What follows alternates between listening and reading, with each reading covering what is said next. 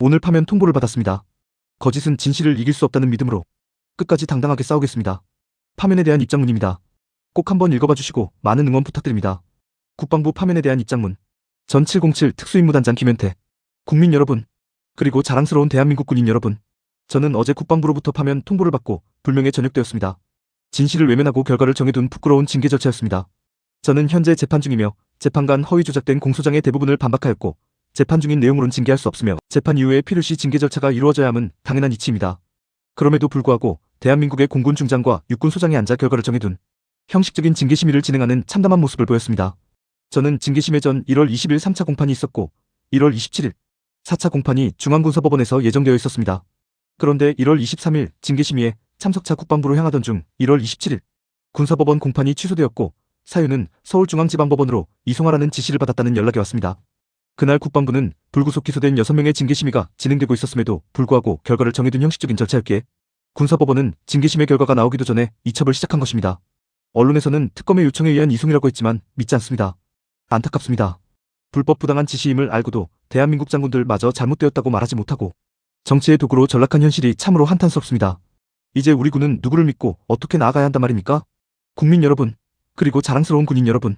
저는 지난 1년간 공수처, 경찰, 검찰, 군검찰, 특검에서 7차례 조사를 받았고 국방위와 국조특위에 여러 번 출석했으며 헌법재판소 증인 및 대통령님과 장관님의 재판에도 증인으로 출석하였습니다.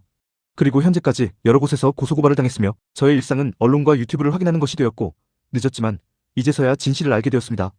그날 비상계엄에 동원된 저를 포함한 대부분의 군인들은 사전에 공모하거나 비상계엄이 선포될 것이라는 사실을 전혀 몰랐습니다. 단지 그날 그 시간에 해당 직책에 있었기에 합법적인 명령을 받아 출동한 것뿐입니다. 그리고 현장에 도착하여 테러나 테러에 준한 위협이 아니고 국회 관계자 및 일반 시민이라는 것을 알았을 때 부대원 각자가 도덕적으로 잘 행동해 주었고 비록 폭행폭언 욕설을 당했지만 시민 보호를 최우선으로 주어진 건물 봉쇄 임무만을 수행하였습니다. 그리고 비상계엄해제 결의안이 가결되자 즉시 철수하였습니다. 물론 전후 사정을 모르셨던 당시 시민들께서는 많이 두렵고 무서우셨을 것입니다. 그리고 현장을 언론으로 지켜보시던 많은 국민들께서도 걱정되고 안타까우셨을 것입니다. 이 부분은 현장에 출동한 지휘관으로서 다시금 고개 숙여 국민 여러분께 죄송하다는 말씀을 드립니다. 2024년 12월 9일 저는 전쟁기념관 앞에서 기자회견을 자처했습니다. 직무배제가 임박한 상황에서 두려움에 떨고 있는 부하들을 버리고 떠날 수는 없었습니다. 그저 국민들께 사죄드리고 부하들만이라도 살리고 싶었습니다. 그것이 전부였습니다. 저는 그날 예상치 못한 질문 세례를 받았고 출동 당시 기억과 복귀하여 알게 된 사실 그리고 언론에서 보도된 정보들이 혼합되어 일부 잘못된 답변을 하였습니다. 그리고 검찰 조사관 진실을 바탕으로 하나하나 해명하였습니다. 저는 사전 공모한 바가 없으며 현장에서도 국회의원을 체포하고 끌어내라 는 지시를 받지 않았고 본회의장이 어디인지도 몰랐으며 갈 의도도 없었습니다.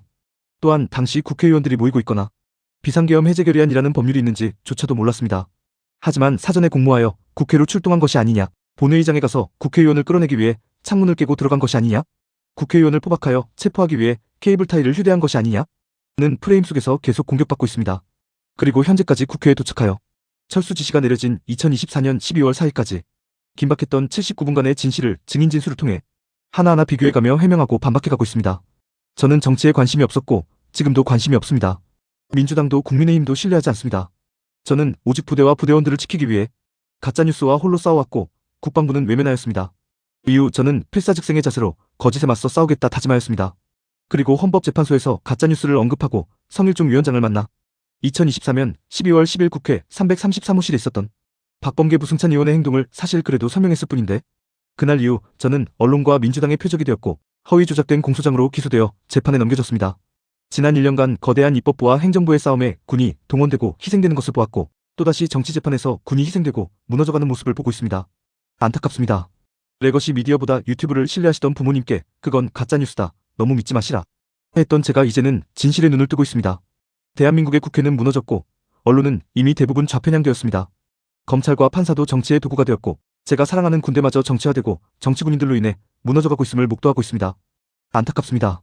올해 1월 3일 미국의 트럼프 대통령은 베네수엘라 마두로 대통령을 군을 동원하여 강제로 체포하였습니다.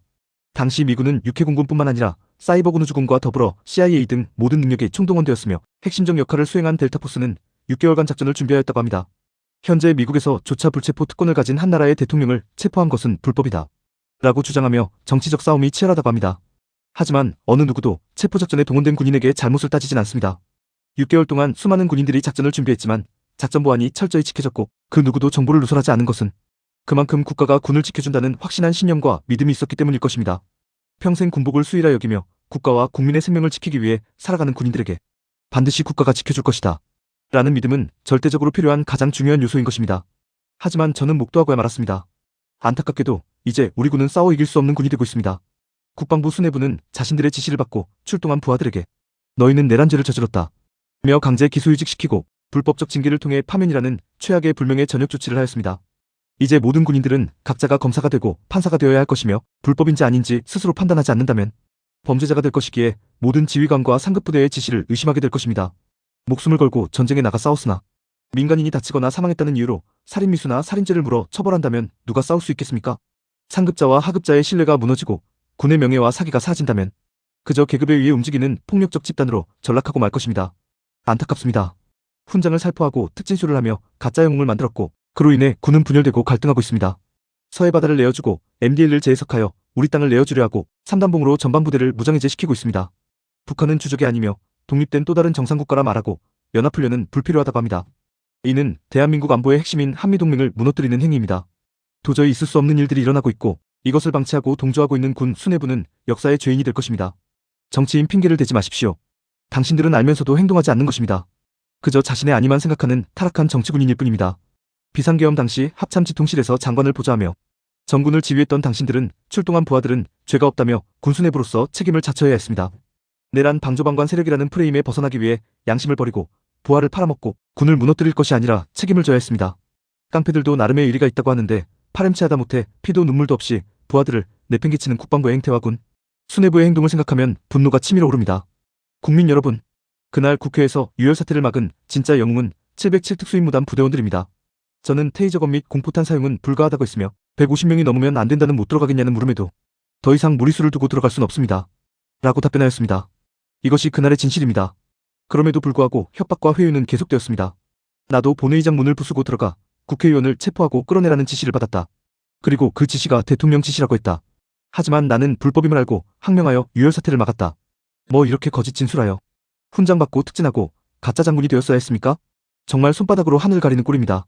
국민 여러분, 저는 끝까지 진실만을 말하며 당당히 나아갈 것입니다. 용기를 잃지 않도록 응원해 주십시오. 그리고 제가 사랑하고 여러분이 사랑하는 우리 군을 지켜주십시오. 대부분의 군인들은 각자의 위치에서 최선을 다해 살아가는 자랑스러운 대한민국의 아들과 딸들입니다. 그리고 그들이 좌절하지 않도록 군의 명예를 지켜주십시오. 이제는 오직 국민 여러분만이 대한민국의 군을 지켜낼 수 있습니다. 자랑스러운 군인 여러분, 용기를 잃지 마십시오. 언제가 여러분의 희생과 노력이 얼마나 명예롭고 자랑스러운 것인지 국민들께서 증명해 주실 것입니다. 각자의 위치에서 지금처럼 멋지고 당당하게 사랑하는 우리 대한민국의 국토와 국민을 지켜주십시오. 존경합니다. 감사합니다. 그동안 저는 군인 신분으로 가짜뉴스와 싸우는데 한계가 있었습니다. 하지만 지금부터는 더 적극적으로 거짓에 맞서 싸울 것입니다. 안기령의 총기 탈취 시도가 잔다르크로 둔갑되지 않도록 국민 여러분께 진실을 알리는데 최선을 다할 것이며 군이 명예를 되찾고 국민의 신뢰를 회복할 때까지 거짓과 정치군인과 당당히 맞서 싸울 것입니다. 애국 시민 여러분과 진실을 알리고 계신 진짜 유튜버와 언론인 여러분 도와주십시오. 감사합니다.